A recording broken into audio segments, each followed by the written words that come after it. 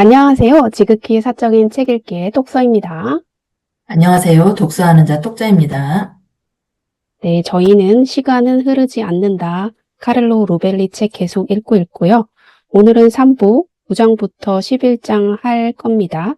9장 시간은 무지, 10장 관점은 제가 하고 11장 특수성에서 나오는 것은 똑자님이 해주시겠습니다.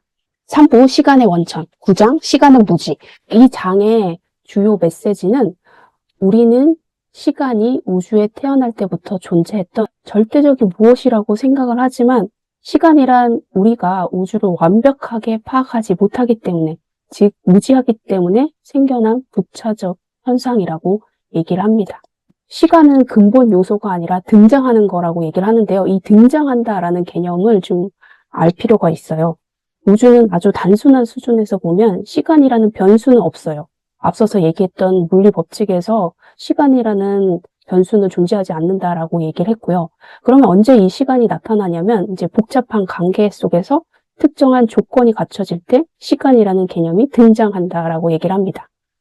이 등장의 개념을 보면 마치 그 위와 아래라는 개념이 우주 공간 전체적으로 보면 없지만 이제 지표면이라는 특정 조건이 생길 때 위와 아래라는 개념이 생기듯이 또 A, B라는 팀을 나눌 때 어떤 조건에 의해서 팀을 나눌 거잖아요.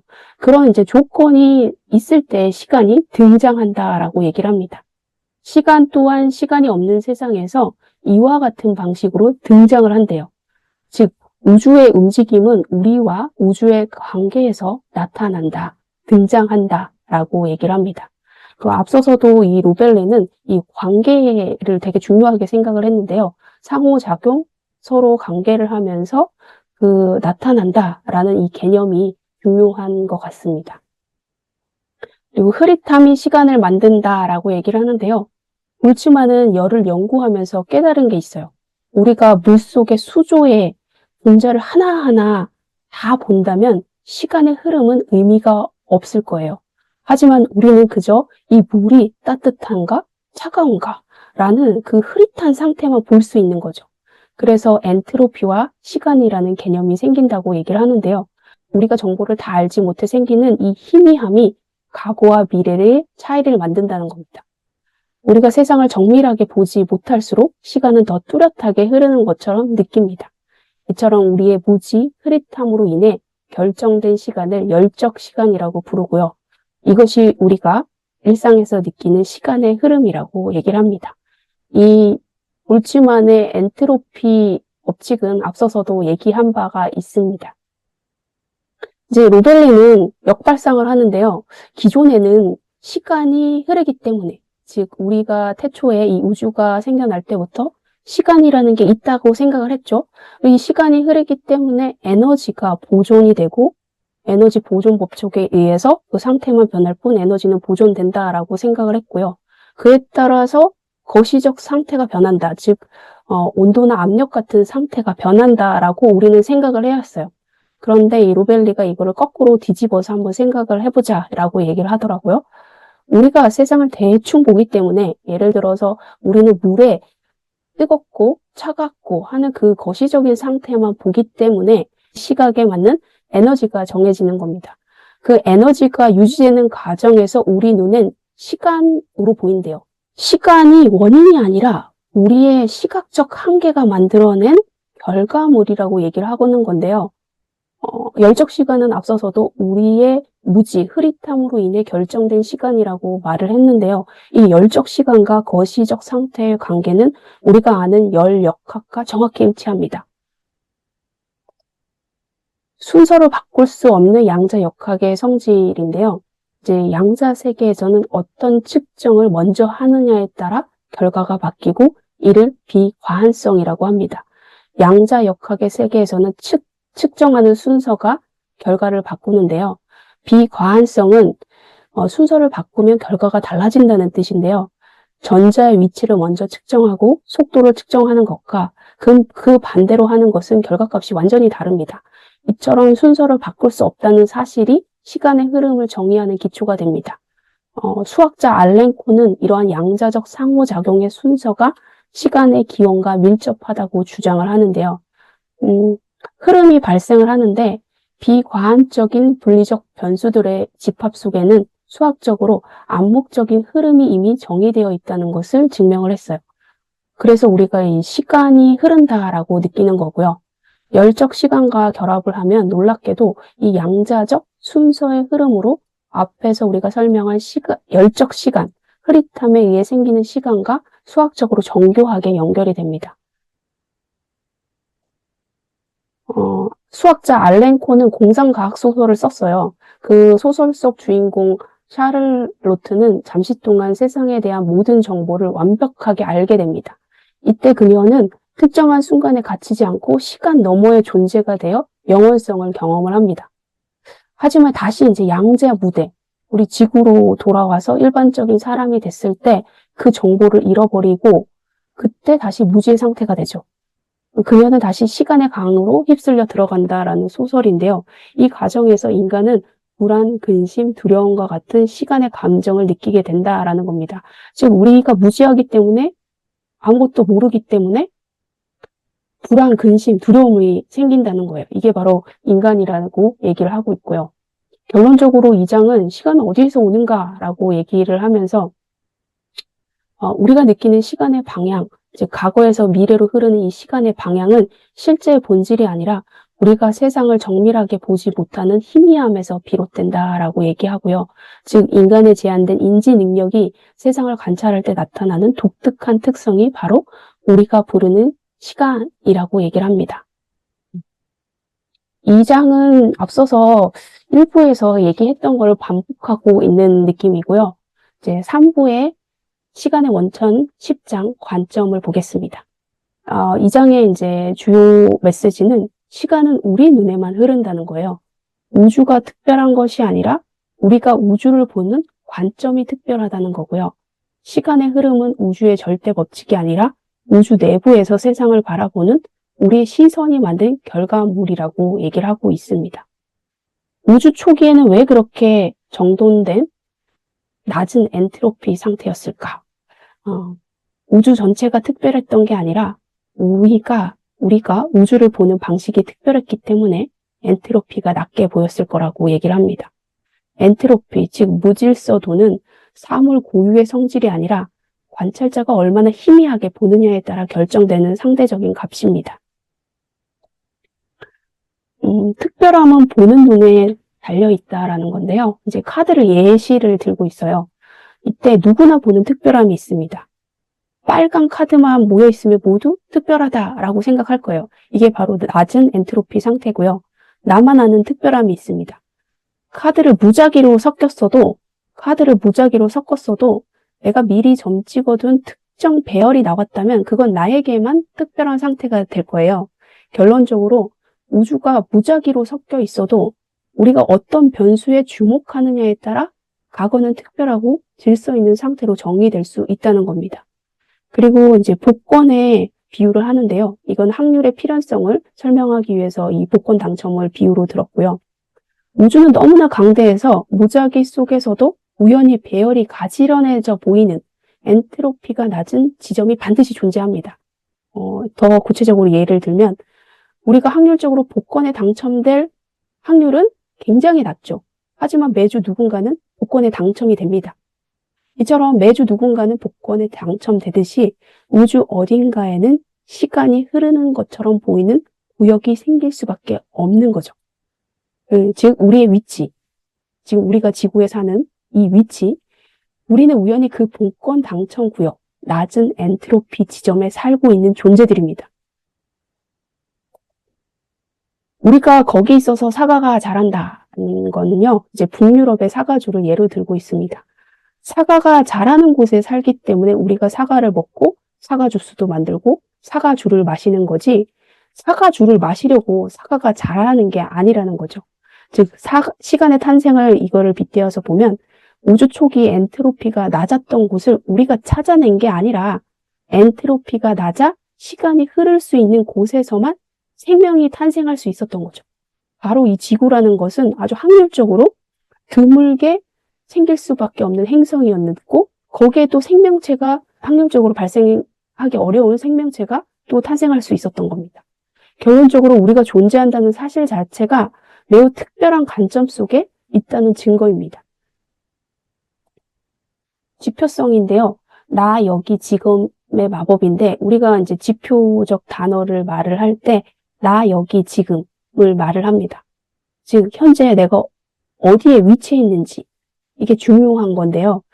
과학자들은 대부분 관찰을 할 때 자신의 주관을 배제하려고 최대한 객관성을 유지하려고 하지만 그건 함정이래요. 관찰자인 나의 주관을 완전히 배제할 수가 없다는 거죠. 우리가 여행을 할 때 지도를 펼쳐보는데 거기서 가장 중요한 것은 내가 지금 어디에 있는가입니다. 그 지점을 알아야 내가 걸어온 길과 앞으로 갈 길이 명확해지면서 그 지도가 바로 의미가 있게 되는 거죠.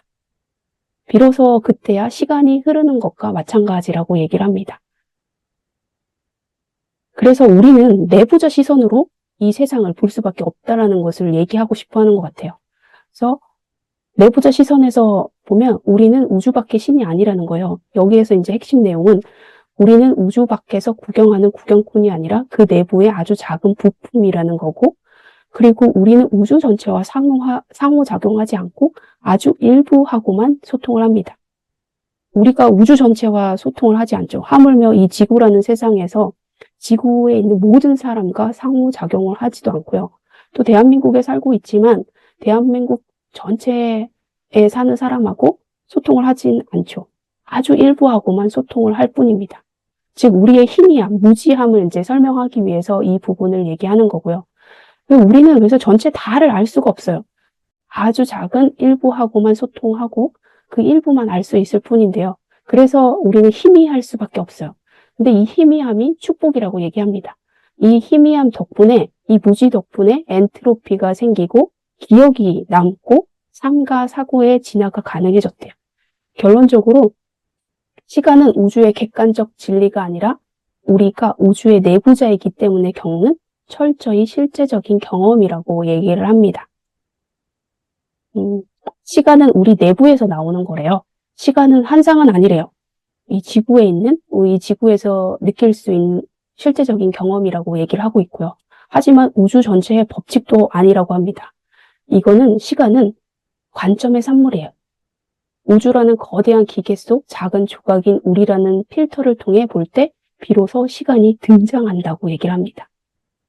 결론적으로 우리가 우주를 완벽하게 알지 못하고 희미하게 볼 수밖에 없는 존재이기 때문에 비로소 기억이 있고 내일을 꿈꾸는 우리의 시간이 등장하는 거라고 얘기를 합니다. 시간은 우리 지구에 사는 인간만이 느낄 수 있는 축복이라고 얘기를 하고 있습니다. 네, 저는 여기까지입니다. 네, 저는 3부 시간의 원천 11장 특수성에서 나오는 것을 봤는데요.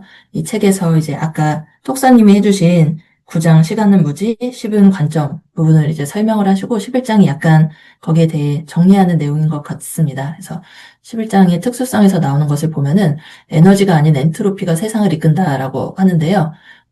이거 물리학에 보면 에너지 보존의 법칙이라고 에너지는 창조되지도 않고 파괴되지도 않고 그러면 이제 만들어지지 않고 같은 에너지가 이제 유지된다는 건데요. 예를 들면 높이 에너지가 열 에너지로 바뀌고 그렇게 얘기를 하잖아요. 그러면 에너지가 똑같다고 하면 그걸 계속 쓰면 되는데 우리는 왜 무언가를 만들어내나 하면서 이제 상당량의 에너지는 소비도 안 되고 없어진다고 합니다. 그런데 이제 우리는 이제 에너지가 세상을 움직인다고 생각을 하지만 에너지가 아닌 엔트로피가, 낮은 엔트로피가 세상을 움직인다고 하는데요. 여기 연력학 제2법칙이 열 에너지는 차가운 사물로 이동을 하고 특별한 조치 없이 이전 단계로 되돌릴 수 없다. 에너지는 동일하지만 엔트로피가 상승한다고 합니다. 예를 들면은 나무가 있었는데 그 나무가 불에 타면 열이 나오잖아요. 그렇게 열 에너지로 바뀌는 거고 나무 상태는 뭔가 규칙적이고 딱 배열이 되어 있는 그런 낮은 엔트로피 상태인데 이게 발화하면서 이제 엔트로피가 높아지고 과거의 상태로는 돌아갈 수 없다. 이렇게 얘기하고 있습니다. 태양이 낮은 엔트로피의 원천인데요. 태양이 따뜻한 광자를 보내고 지구는 차가운 광자를 방출하면서 어두운 하늘 쪽으로 열을 발산한다고 해요. 이건 생각을 못 했는데 낮에 햇빛이 비치면 엄청 따뜻하잖아요.